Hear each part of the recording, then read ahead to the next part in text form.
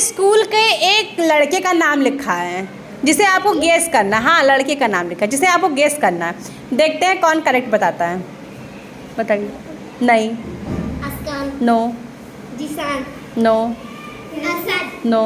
Karan. No. No. No.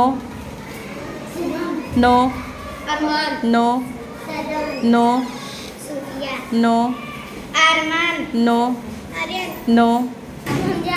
No. Arkan. No. Asran. No. Asad. No. Saddam. No. No. No. Zishan. No. Abuzar. No. Aryan. No. Adil. No. Karan. No. Aryan. No. Zikran. Zikran. Win the gift.